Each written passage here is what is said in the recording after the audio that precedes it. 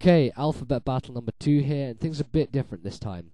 In the second variant of alphabet battling, you basically have 6 letters, which are all the same. So for this match, we decided to choose the letter S.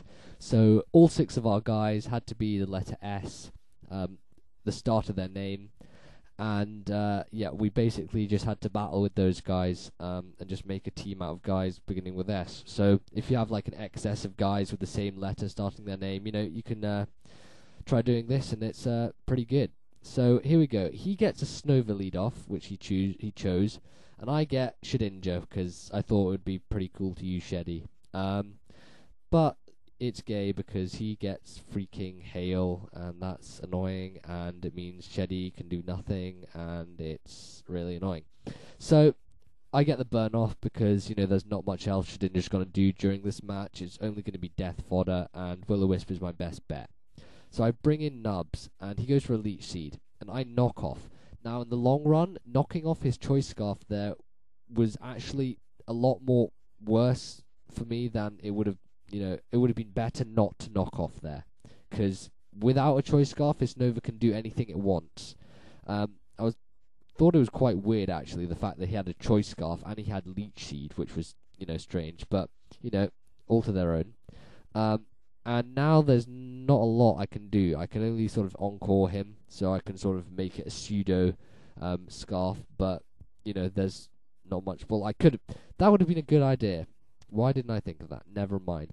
I switched to Scarm because, I don't know, I think I can take an Ice Beam. I take 2, which is nice, and I'm able to rest Roost up, which was pretty helpful. And the fact that Scarm didn't die there helped me quite a bit, because he was quite crucial in late game. I bring out Starmie to take the Ice Beam, but he overpredicts, which is good on his part, and he puts up Leech Seeds. But luckily for me, they miss, which was nice.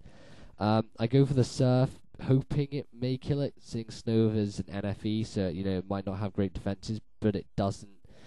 I get buffeted by Hail, Energy Ball does a heck of a lot, and he goes down to the burn. So now he's got no SNOVER, which is good for me, but Hail's still there, which is quite a pain. He brings out Snorlax, and I was thinking here, why didn't I bring my own Snorlax? Because, I had Snorlax right there, and I was actually planning on using him. But I decided not to bring him, so, that was a bit weird. He body slams, and he gets the Para Hacks, which is gay after I recover, but, it doesn't really matter all that much, because Starmie has Natural Cure, so, I'm okay with that. I'm expecting the Crunch here, so I go to Scarm to resist it pretty nicely, and that's what a crit does, so, Scarm takes Crunches like a beast. I'm thinking he's going to switch out here, so I decide to go for a Roost, just so I can get my HP back up. And he decides to go to a Game-In, because Shaman are really annoying, and they're just beastly. So Scarm gets buffed, etc., all that crap happens. I can't stay in here because of Seed Flare, so I decide to go out to whatever the hell I go to. I think I go to Mence. Thing is, he goes to his own Mence, and then I go to mine, so I actually get the Intimidate on his, which actually worked out better for me. Now, seeing that I got first leftovers recovery meant that, seeing that I got hit first by the thingy, the hail, meant that I was faster than him. But I knew that Dragon Claw wouldn't KO, and I also knew that Draco Meteor would OHKO me.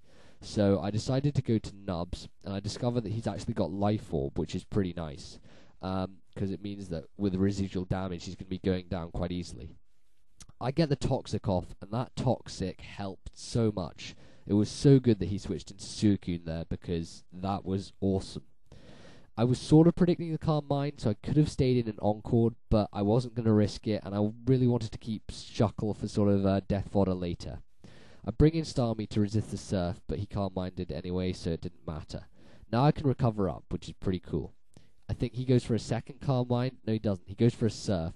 And after a Calm Mind, Surf does quite a bit, so I'm not sure if I would have lived an unboosted Surf if I'd gone in the switch-in, but, I might have. You never know. So I recover up again, and he goes for a Calm Mind.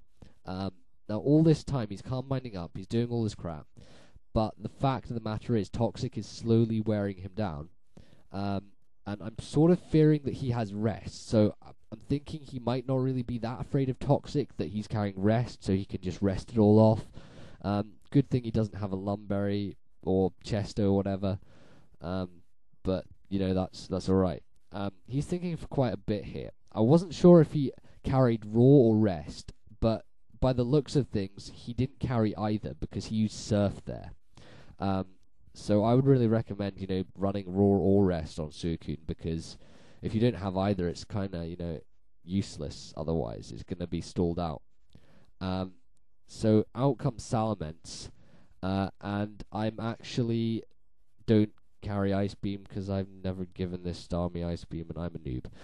But he goes for a Dragon Claw. I recover up just so I can get his Life Orb damage to hit himself a bit more, get the Hail to hit him. And now Starmie's pretty much useless, so I'm just going to go for a T-Bolt, do as much damage as I can to it, just wear it down a bit. So I just get the damage on there. I don't get the Power Hacks, doesn't really matter. He Dragon Claws me and I go down. So now I'm thinking what to switch to. I decide to go to the fastest thing I have, which is Swellow. And Swellow's pretty beastly. I'm really starting to like Swellow, actually. It's a pretty awesome UU. I Facade or Facade, or however the hell you pronounce it. Freaking stupid word. And he goes down, which is nice. Now, I'm not sure what Snorlax wants to do. He's probably going to Body Slam me. It's going to do quite a bit to me. So I go for the U-turn. And seeing how much that does, that pretty much confirmed for me later on that Facade was a nice KO on him. So, you know, it's pretty nice to know that Swellow's that freaking beastly, even with an unstabbed U-turn. I go to Scarm, takes the Body Slam, and gets paralyzed. You know, Power Hacks. I only got paralyzed once, so not much to complain about there. In comes Swampert, and I set up some spikes.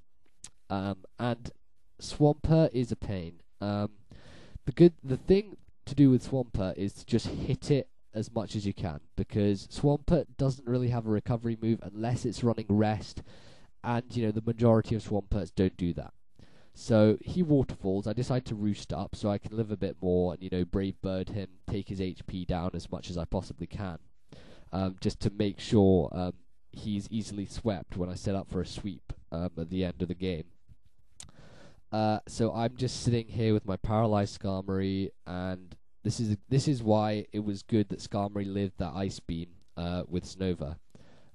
He avalanches, and I wasn't aware that avalanche was an always go last move, because I thought it just did double damage when you used it second, but apparently it's always go last. So I was actually fearing he was going to roar me out then when I went first with Brave Bird, but he didn't.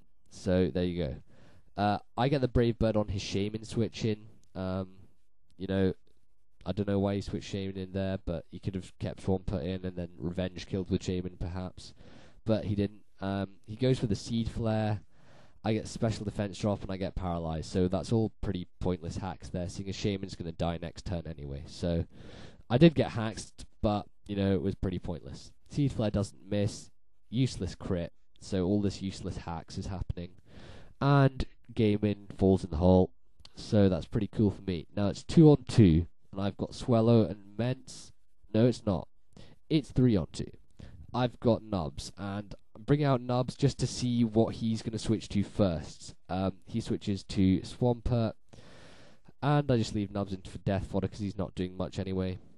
So now I'm going to bring out the beast that is Swellow, and these S pokes are pretty win. S is so common, I don't know why, but S is like the most common letter I have in my pokes. Most people do anyway. I don't know, S is just a really common letter. So I finish off the Swampert with Facade,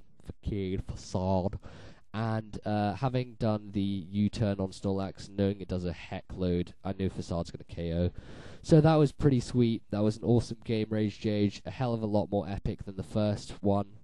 So comment, rate, subscribe, guys, and go tell everyone about Alphabet Battles. Start doing them. Try and spread the word. So see you guys.